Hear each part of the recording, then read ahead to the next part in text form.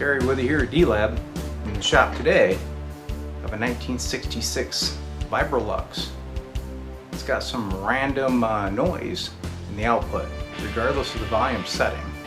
Kind of a hissy, poppy, raspy noise. Comes and goes when it wants. So let's take a look at her, see what's causing it. I'm sure it's probably something fairly simple. So the first thing that I do on these to determine if we have a sensitive tube is a little tap test.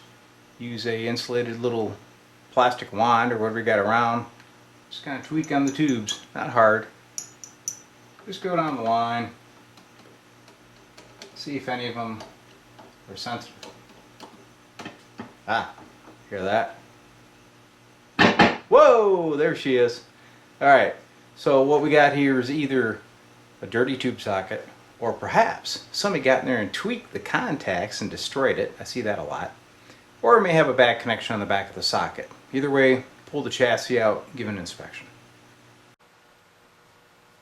So let's take a little guided tour of it real quick. Looks like these are the original speakers, even with some original dust, eh? And then over here, there's the old tube chart, still intact. Down below, got the rusty old reverb. Top side, you can see the transformers are all original. Little tube shields are all there. Back panel's nice, nobody's butchered any holes in it. Alright, while we're topside, let's take a look under the old capacitor cover. So as you can see, these three have been replaced, and that's a good thing. These two have not. They're the old originals, so they're going to be changed because I'm sure that after all these years they're leaking and we don't need them in there to make this amp sound bad. The bottom side, you can see this cap here has been changed, but it still has the old Ajax tubes in it. And it still has those old dual 25 microfarad Mallories. So this thing's pretty much original. To tell you the truth, I've never had one in the shop that all these caps haven't been changed out on, so this one here is a real treat. So it does appear that right there is some kind of a chassis serial number. Let's go over here to the tube in question, see what we got going on with it. So it looks like old stock RCA, pretty cool. And let's take a look at that socket, because that's really my main concern. The socket looks pretty darn good.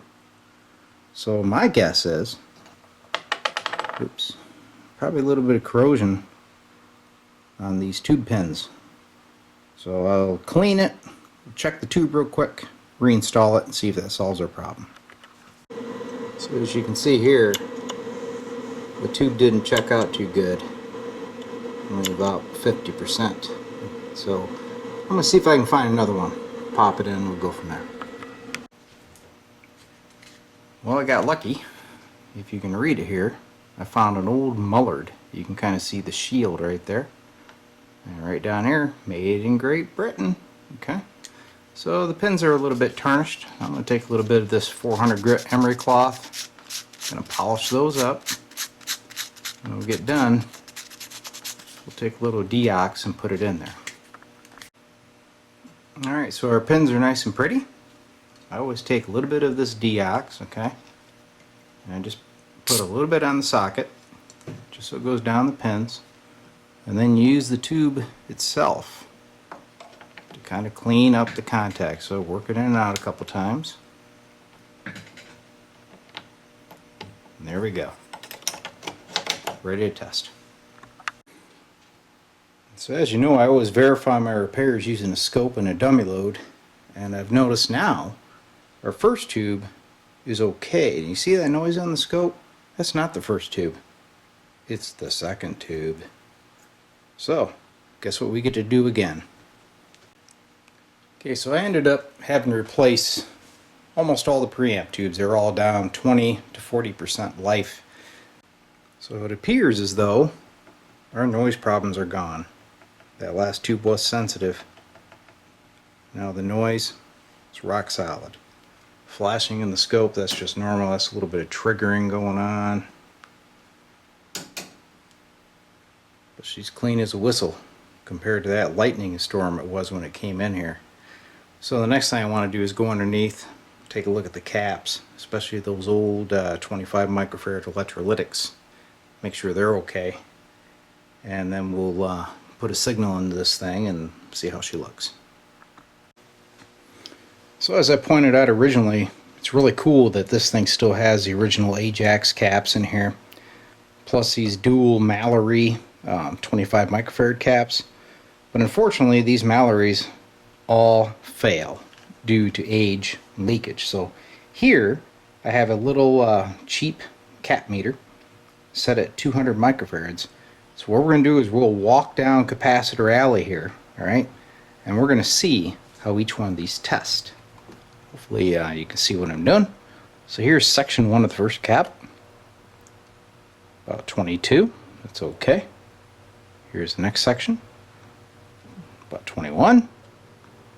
Here's the next cap, section 1. Uh-oh, 1.8. That ain't good. Next section, 13. So he's no good. Next cap, 2.5. That's no good.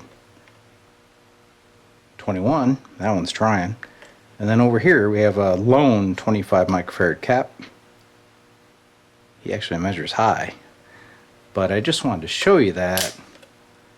However, we're changing them all. There's no reason to leave them in there if they're leaking. So where are we at so far? Well, about 5 tubes, 2 filter caps. So I thought, well, this is starting to get a little bit involved.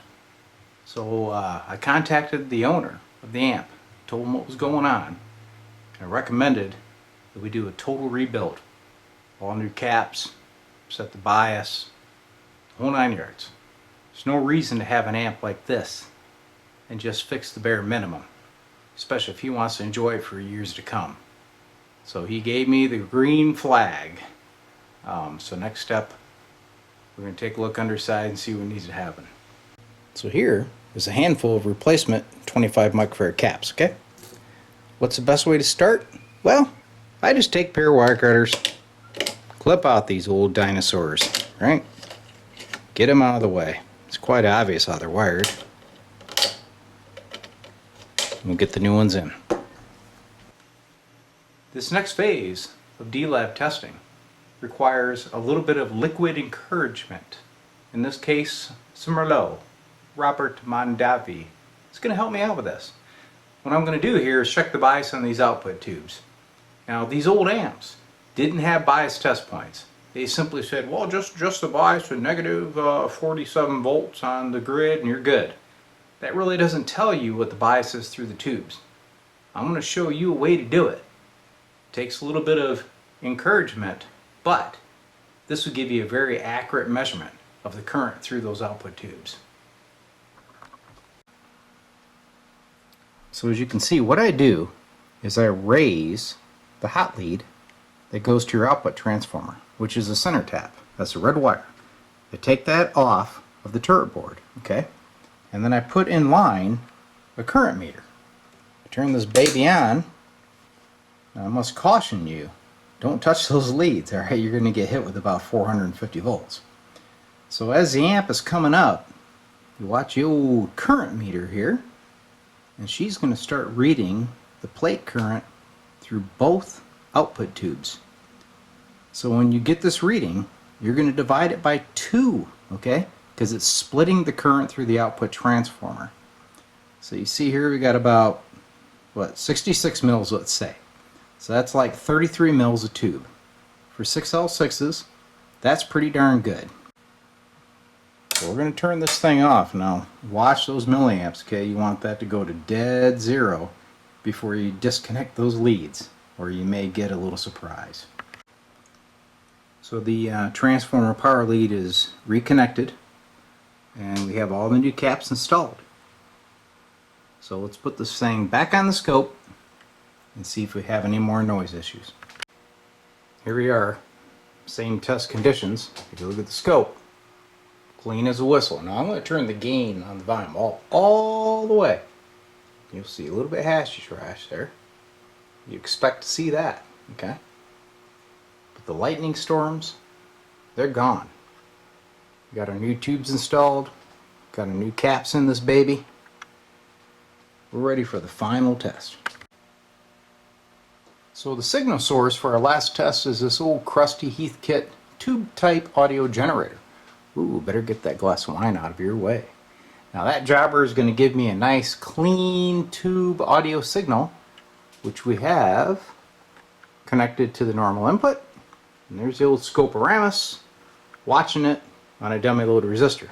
So I'm going to bring up the level here and see how the old sine wave looks. Look at that baby, huh? Super clean. I don't see any distortion. Bet this thing will sound like $1,000,000 when we get her back on the old speakers. Okay, here we go. Live test time. Hooked to the old Speakeramuses. Got a tone being injected, as you can hear. Let's check the old reverb. So I'm going to vary the tone.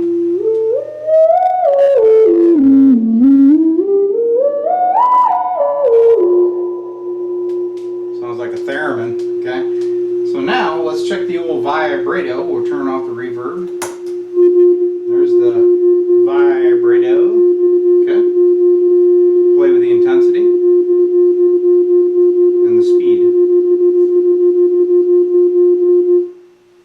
So it looks like this thing's working primo. So in the next video, I'll get a guy over here and he'll play it, because as you know, I don't play guitar. I'm just an electronics guy. But so far, I'm very happy with this repair, and I hope you enjoyed it as well as I did. See you next time.